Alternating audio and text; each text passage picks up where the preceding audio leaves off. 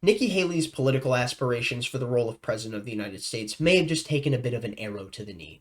We can see that one voter asked a singular question in New Hampshire, and with it, this may be something that capsizes her political career for the time being. Well, it's incredibly fascinating, and why is that?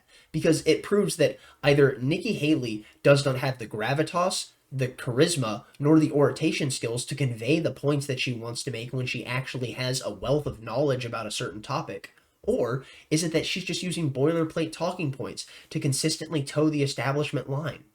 Well, it turns out we've already seen her actually be someone who clearly doesn't know anything about a specific conflict that she's advocating for, being that of Ukraine, when Vivek Ramaswamy absolutely torched her on stage during that of the GOP debate. And he came out and said, look at these people on the stage. They could name 3 regions in Ukraine that they're willing to go send billions of dollars to, that they're willing to send your sons and daughters to go fight and die for. And Nikki Haley sits there deadpan staring into the crowd and says nothing. She doesn't rattle off Crimea, Donetsk, Luhansk, nothing. Not even one region of Ukraine. Because they don't know anything about any of the nuance of these conflicts. We can see that these people very much just toe the establishment line, and because of it, they are the puppets that get propped up for people that are, I don't know, running for that of President of the United States under the GOP that are getting all of the establishment funding, just like someone like Nikki Haley is.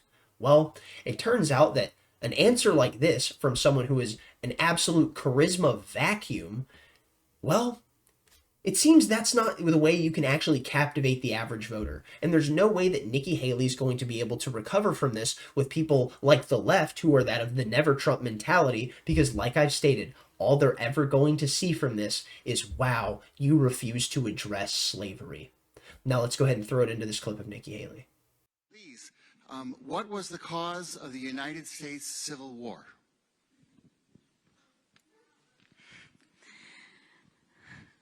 Well, don't come with an easy question or anything. I mean, I think the cause of the Civil War was basically how government was going to run, the freedoms and what people could and couldn't do.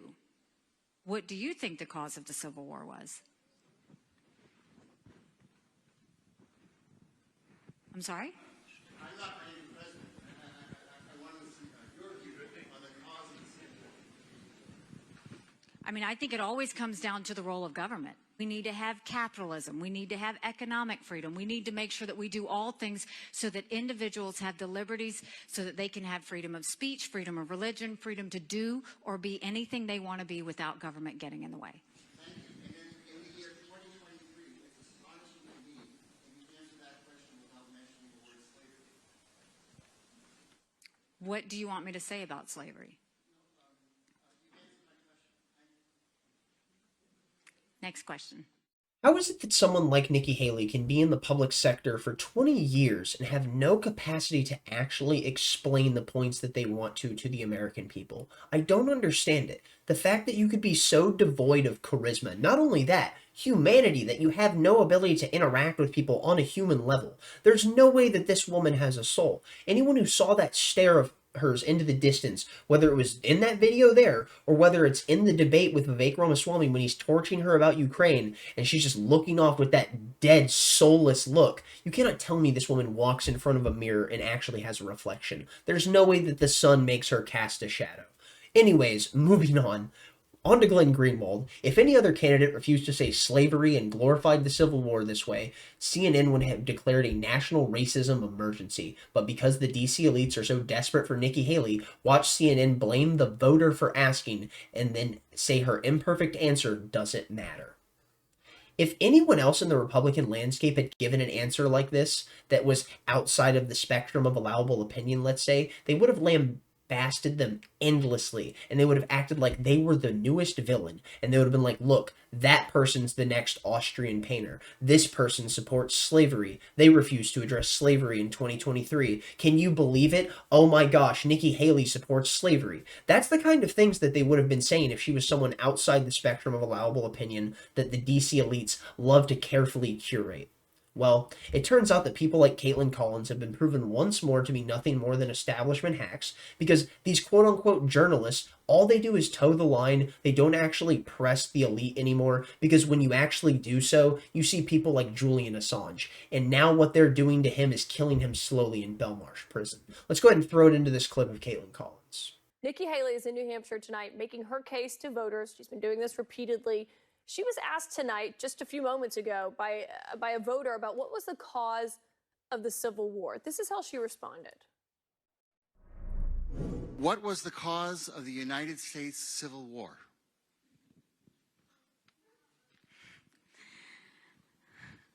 Well, don't come with an easy question or anything. I mean, I think the cause of the Civil War was basically how government was going to run, the freedoms and what people could and couldn't do. What do you think the cause of the Civil War was? I'm sorry? I'm not running for president. I wanted to see your view on the cause of the Civil War. I mean, I think it always comes down to the role of government. 2023, it's astonishing to me that you answer that question without mentioning the word slavery. What do you want me to say about slavery? No, you've answered my question. Thank you. Next question. Now, it's not your average town hall question, but she did seem surprised by it, and the voter, as you could hear there, called her out for not mentioning slavery. What do you make of that answer? Yeah, if I were her, that would have been pretty easy to just say that and move on. But it's also, I think, pretty clear that that voter was kind of trying to catch her and saying something that would potentially make her less appealing to those independent voters in New Hampshire that she's going to rely on so heavily. So this was an easy question to answer. I wish she had answered it using the easy word, say slavery. There's a disagreement in our country about it. But ultimately, I don't think it's actually going to hurt her standing one way or another with Republican primary voters at this point. Kind of insane to see CNN defend a Republican about the topic of slavery and avoiding the nature of how it was crucial in affecting the Civil War. You know, CNN's only been talking about racial animosity for the past 5 to 10 years, and with it, it's only been a really hot topic in the news. But no, don't you worry. It's okay that we go ahead and completely run cover for this lady. Well, it's so obvious why they're doing it. It's because she's the GOP frontrunner that's challenging Donald Trump. She's the one who's backed by all of the establishment cronies, and because of it, they will gladly curry favor for her and make sure the fact that she is defended. Because you can't be looking at Nikki Haley in a negative light. But all this does is really show their hand. It shows the fact that they will gladly abandon their principles solely based on the fact of doing what they're told. Well, now we go on to here, and this is a clip from Timcast IRL, and I thought this was great. The episode of Timcast IRL was fantastic. Tucker Carlson on for the first time, live at AM Fest, and my goodness, this was a great question, and Tucker's response was freaking amazing. Would you vote for Trump if he chose Nikki as VP? I would not only not vote for that ticket, I would advocate against it as strongly as I could. That is the mindset of so many people within the America First conservative right, and that is how so many people feel about the mindset of those like Nikki Haley, who have the warhawk neocon mentality of those who held over the reins of power as they destroyed the 21st century. Yeah. And my goodness, when you see CNN, the people who are openly attacking people like Tucker Carlson, like Tim Pool, and all of their followers, and the entirety of the Christian conservative MAGA base, well, it turns out that all you're going to do is make those people look at Nikki Haley and accurately assess that she is an enemy. Now let's go ahead and throw it into this clip. Would you vote for Trump if he chose Nikki as VP? And would you guys vote for Trump? Well, that's the question that I asked you specifically. Well, I would not only not vote for that ticket, I would advocate against it as strongly as I could. Wow. Yeah. Well, that's just poison. I mean, here's someone who's actively opposed to the interests of the country I grew up in, who endorsed the BLM riots, and who is not left, but is neoliberal in the darkest, most, speaking of nihilistic way, and has no real popular support. Is a creature of the oligarchs. So yeah, that would be reason to oppose the ticket. Even Trump, Haley is a no-go.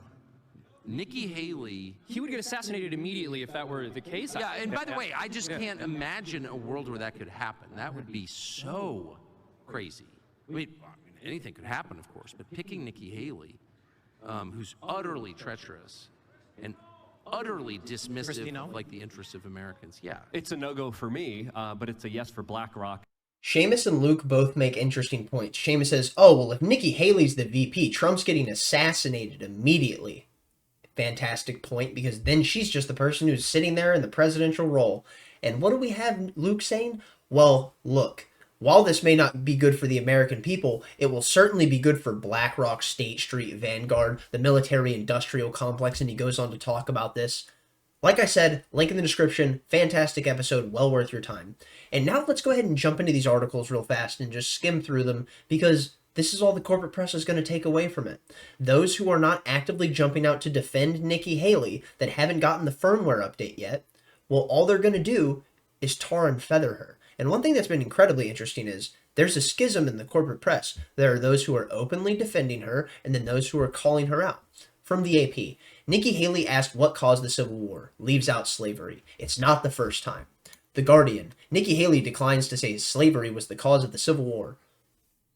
She didn't decline to say slavery was the cause of the Civil War. She did not mention it. I'm not saying she didn't avoid it when it comes to the nature of the conversation. It certainly seems like she was dancing around the topic, which I don't know why. But nonetheless, we move on.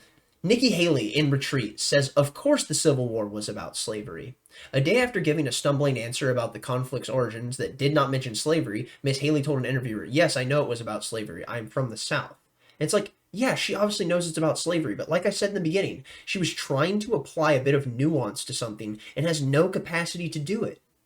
Or is it that she doesn't know anything and was trying to be charismatic and has no ability to actually relay this information because she's so mentally inept when it comes to the nature of actually understanding these things? Because these people who do nothing but float on talking points, I promise you when I say this, they're airheads. They're not actually thinking people. And it's quite obvious when their feet are put to the fire and they're actually forced to expose their intellectual fraud that they are anything but thinking people. Now we go over here. Haley declines to say slavery was cause of the Civil War. She didn't decline to say it. She didn't say, no, it wasn't a cause when someone presented it to her. She just avoided it. And again, like I said, this is how the corporate press is going to run with this. There will either be people like CNN who are sitting there saying, well, look, we have to defend her. Realistically, this isn't that bad, because they're playing the devil's advocate role because they see her as a tool. And then there will be those who are writing articles like this that are coming out and saying, well, she wouldn't even address the fact of slavery in 2023, just like I said. And now we go over here. Trump asking allies about the possibility of Nikki Haley for vice president. And as we heard from Tucker Carlson and the entirety of AM Fest, that is certainly a no-go. That is not something that will be accepted by the conservative movement, and it would be genuinely interesting to see what would happen if Trump was to take on someone like Nikki Haley. Would many of that voting bloc that is supporting Donald Trump shift over to someone like Vivek Ramaswamy? That would be fascinating. But here's the thing. If Donald Trump really wants to have someone who is a vice president, who is a female, who is incredibly intelligent, gorgeous, well-spoken, understands the nuance of many of these issues, well, he could just go get Kristi Noem.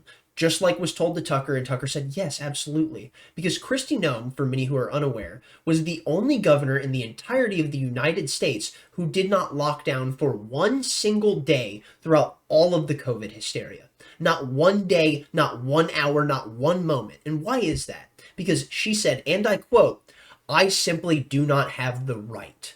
And that is something that I wish many different governors understood. And with it, we saw people like Ron DeSantis, once again, as we've seen during this presidential race, he saw what happened, what someone else had done, and the effects of what was happening because of what they did, and then he jumped on it. And he took that flag and he ran with it to the end of the field and said, look at me, I'm the only governor who wasn't supporting lockdowns. Meanwhile, it was Kristi Noem who was there from the jump, and the media never even talks about her, and neither does the conservative base. Huge missed opportunity to understand one of the most valuable assets that you had for liberty during the times of 2020, 2021, 2022, and no one will even address it. It's time that we give Kristi Noem the respect she deserves. I'm going to go ahead and call it there. Thumbs up if you liked it, thumbs down if you didn't. Tell me where I'm wrong in the comment section down below. Realistically, I'm not a fan of anyone within the establishment class. I don't care if the people within the journalist class are towing the line for Nikki Haley or if they're tarring and feathering her because she's a Republican. I despise all of these people. Thank you for watching. Stay lovely, stay great. Tell someone you love them. Peace out.